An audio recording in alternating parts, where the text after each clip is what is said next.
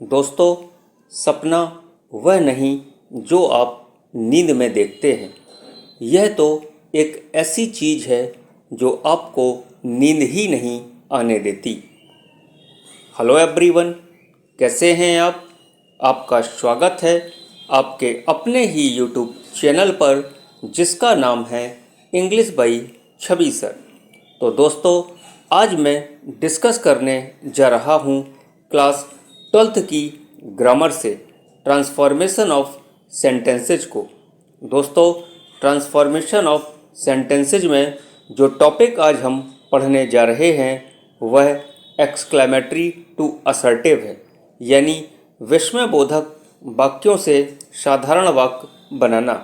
तो आइए अब आपका ज़्यादा समय न लेते हुए स्टार्ट करते हैं हमारे आज के टॉपिक को।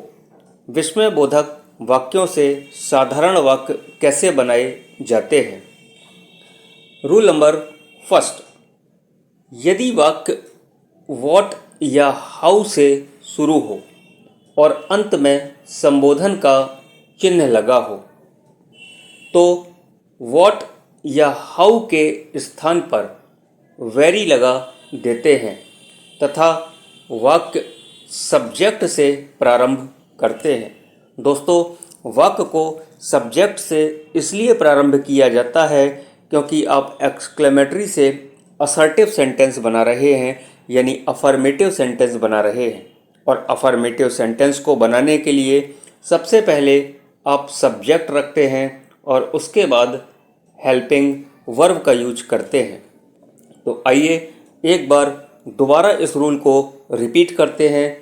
यदि वाक्य व्हाट या हाउ से शुरू हो और अंत में संबोधन का चिन्ह लगा हो तो व्हाट या हाउ के स्थान पर वेरी लगा देते हैं तथा वाक्य सब्जेक्ट से प्रारंभ करते हैं। आइए एग्जाम्पल सॉल्व करते हैं। How beautiful the rain is. दोस्तों देखिए, सेंटेंस की शुरुआत हुई हाउ से और अंत में संबोधन का चिन्ह लगा हुआ है। ये जो ब्यूटीफुल है आपका एडजेक्टिव है और द रेन सब्जेक्ट है और इज हेल्पिंग वर्ब है। तो सेंटेंस की जो शुरुआत करेंगे असर्टिव सेंटेंस बनाने के लिए तो सबसे पहले सब्जेक्ट रखा द रेन, उसके बाद हेल्पिंग वर्ब आ गई इज, और ये जो हाउ है इसको अलग करके हम वेरी का यूज करते हैं और लास्ट में ये जो एडजेक्टिव है ब्यूटीफुल उसको रख देंगे। तो सेंटेंस बनकर तैयार हुआ, the rain is very beautiful. आइए एक एग्जाम्पल और समझते हैं। What a beautiful building the Taj is. देखिए, इस सेंटेंस की शुरुआत व्हाट से हुई और अंत में संबोधन का चिन्ह लगा। ये एक्सक्लेमेटरी सेंटेंस है।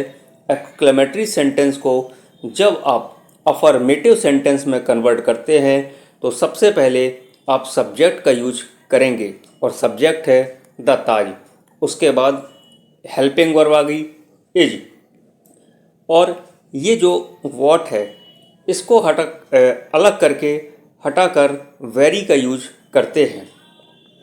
तो the Taj is a very beautiful building. Rule number second, यदि वाक्य में एलाज मिले तो इसको हटाकर, यानी एलाज को हटाकर वाक्य के शुरू में इट इज सेड दैट लगा देते हैं। दोस्तों, ये जो एलाज है वो दुख का सूचक होता है, इसलिए यहाँ पर सेड का यूज किया गया। आइए एग्जाम्पल सॉल्व करते हैं। एलाज ही डाइड, दुख है वह मर गया। तो ये जो एलाज है इसको हटाकर आप यूज करेंगे इट इज सेड दैट, और बचा हुआ जो सेंटेंस है ही डाइड उसे एज इट इज नोट कर देते हैं। तो सेंटेंस बनकर आपका तैयार हुआ, it is said that he died. चलिए रूल नंबर थर्ड की ओर चलते हैं और रूल नंबर थर्ड कहता है यदि वाक्य में हुर्रा मिले तो इसको हटाकर, यानी हुर्रा को हटाकर वाक्य के शुरू में इट इज जॉय दैट लगा देते हैं। दोस्तों, ये जो हुर्रा है वो जॉय का यानी खुशी का सूचक होता है, जॉय का सूचक होता है। दोबारा रिपीट करते हैं रूल नंबर 3 को। यदि वाक्य में हुर्रा मिले तो इसको हटाकर वाक्य के शुरू में इट इज जॉय दैट लगा देते हैं। आइए एग्जाम्पल सॉल्व करते हैं। हुर्रा, आई हैव पास्ड, खुशी है मैं पास हो गया। तो ये जो हुर्रा है इसको अलग करके आप इट इज जॉय दैट लगाएंगे और बाकी का जो सेंटेंस है आई हैव पास्ड उसको पूरा का पूरा नोट कर देते हैं। अब बात करते हैं रूल नंबर 4 की। यदि वाक्य में ब्रेवो मिले तो इसको हटाकर यानी ब्रेवो को हटाकर इसके स्थान पर it is a matter of praise that लगा देते हैं। आई होप आपको रूल नंबर 4 समझ में आ गया होगा। यदि वाक्य में ब्रेवो मिले तो ब्रेवो को हटाकर इसके स्थान पर it is a matter of praise that लगा देते हैं।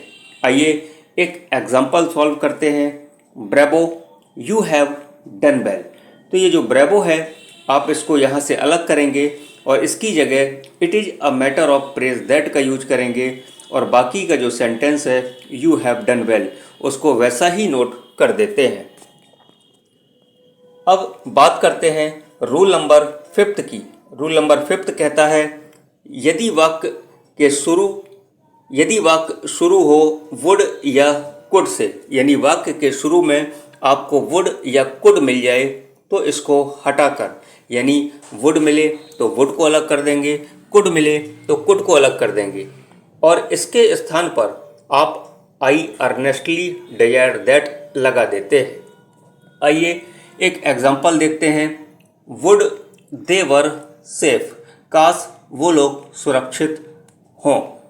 तो ये जो वुड है इसको अलग करके आप आई अर्नेस्टली डिजायर दैट का यूज करेंगे और बाकी का जो सेंटेंस है दे वर सेफ उसको वैसा ही नोट कर देंगे। तो सेंटेंस बनकर तैयार हुआ, I earnestly desire that they were safe. अब बात करते हैं आज के आखिरी रूल नंबर 6 की। यदि वाक्य के शुरू में ओह या इफ मिले तो इसके स्थान पर, यानी ओह या इफ के स्थान पर आई अर्डेंटली विश दैट लगा देते हैं। आइए एक एग्जाम्पल समझते हैं। If only I could see my mother now.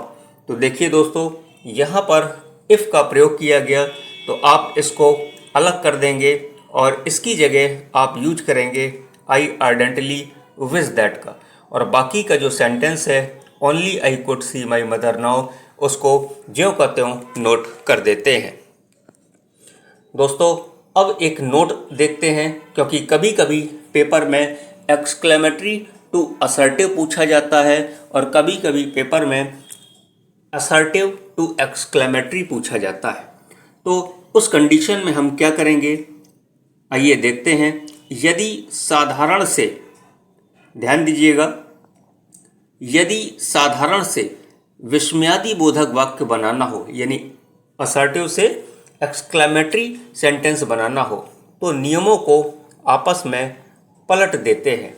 कैसे पलटेंगे, एक एग्जाम्पल के माध्यम से देखते हैं।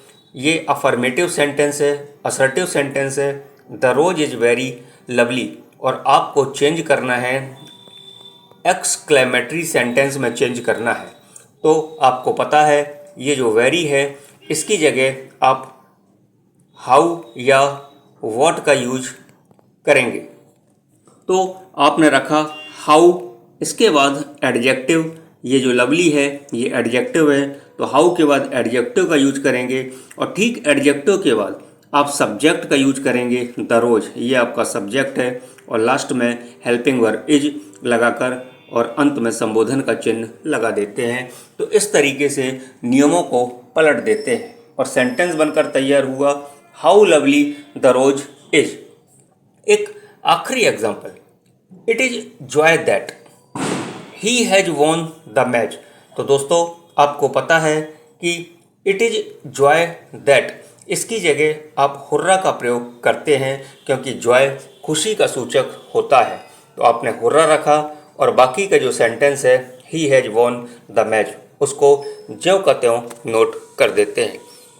तो आई होप आपको एक्सक्लेमेटरी टू असर्टिव बहुत अच्छे से समझ में आ गया होगा। दोस्तों, यदि आपने अभी तक English by Chhavi sir channel को सब्सक्राइब न किया हो तो चैनल को सब्सक्राइब करिए, बेल आइकन को प्रेस करिए। दोस्तों, वीडियो पसंद आया हो तो वीडियो को लाइक करिए और अपने दोस्तों के साथ शेयर करना बिल्कुल भी मत भूलिए। Thank you for watching.